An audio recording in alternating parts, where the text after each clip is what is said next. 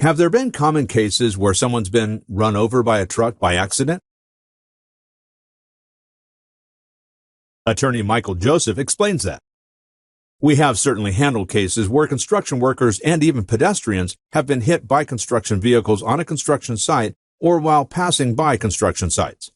Being run over by vehicles is generally negligence because on a construction site, everyone has a responsibility to watch what they are doing. However, there are specific regulations, and we have certainly handled cases where laborers have been struck by excavation equipment. For example, while the boom or arm of the bucket of excavation machinery is being moved side to side, or whilst coming out of an excavation, that is when many accidents can happen. Then there are cases where workers have been struck by loads that are being carried by the claw, which are chained up to the claw under the wood like a bunch of pallets or a material such as blocks, steel, or wood. Typically, you are not supposed to have them once you have the load lines or lines that are being held in various directions to secure it by workers so that it cannot shift or move. There have been a number of those cases.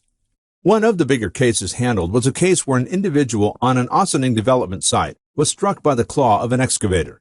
After a trial in the Westchester Supreme Court, we proved the site owner and general contractor were 100% responsible for the accident because the safety was not properly engaged before the operator began to leave the cabin of the machinery. He hit one of the levers with his leg, which caused the machine to swing, and the attorneys were able to establish that you are not supposed to leave the excavation machine running or while the power or hydraulics are actually engaged. Since they moved, we were able to prove that safety was not adequately engaged. Call the law offices of Michael H. Joseph, PLLC, for a free initial consultation in New York today. With decades of experience, the New York law firm has represented people from every walk of life, including architects, doctors, small business owners, and even police officers.